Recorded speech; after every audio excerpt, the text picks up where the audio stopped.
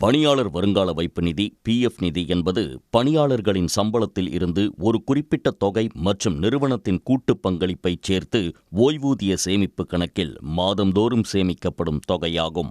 பணி ஓய்வு பெறும் நபருக்கு இந்த தொகையுடன் தற்போதைய கணக்கின்படி 8.25% ஆண்டு வட்டியும் சேர்த்து வழங்கப்படுகிறது. இதற்கிடையே பணியாளர்கள் தங்கள் ஓய்வூதிய உரிமைகளை சமரசம் செய்யாமல் உடனடி நிதி தேவைகளை பூர்த்தி செய்து கொள்ளும் வகையில் விதிகள் திருத்தப்பட்டுள்ளன. டெல்லியில் நடைபெற்ற வருங்கால வைப்பு நிதியின் மத்திய வாரிய உறுப்பினர்கள் கூட்டத்தில் புதிய விதிகள் அறிவிக்கப்பட்டுள்ளன. அதன்படி உறுப்பினர்கள் தங்கள் கணக்கில் எப்போதும் குறைந்தபட்சம் 25% தொகையை இருப்பு வைத்திருக்க வேண்டும்.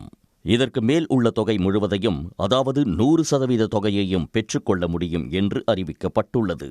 இதற்கு முன்பு 90% தொகையை மட்டுமே பெற முடியும். நிலம் வாங்குதல், புதிய வீடுகள் கட்டுதல், கடன் தொகைக்கான தவணையை செலுத்துதல் போன்றவற்றிற்காக 90% பிஎஃப் தொகையை எடுக்க அனுமதிக்கப்பட்டிருந்தது. அத்துடன் இதற்காக 13 வகையான காரணங்களில் ஒன்றை குறிப்பிட வேண்டும் என்ற விதியும் இருந்தது.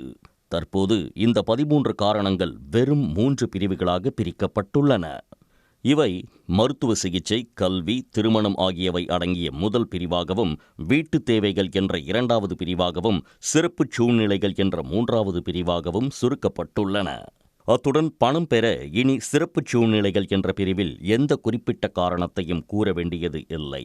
பகுதியளவு பணம் எடுப்பதற்கு குறைந்தபட்ச சேவைக்கான தேவை 12 மாதங்களாக ஒரே மாதிரியாக குறைக்கப்பட்டுள்ளது. இனி கல்வித் தொகைக்காக பிஎஃப் நிதியில் இருந்து 10 முறையும், திருமண தேவைக்காக 5 முறையும் பணம் எடுக்கலாம். பிஎஃப் ஓய்வூதியதாரர்கள் தங்களின் உயிர்வாழ் சான்றிதழை இந்திய அஞ்சல் வங்கி மூலமாக வீட்டிலிருந்தே பெறலாம். இந்த புதிய அறிவிப்புகள் மூலம் நாடு முழுவதும் 7 கோடி உறுப்பினர்கள் பயன்பெற உள்ளனர்.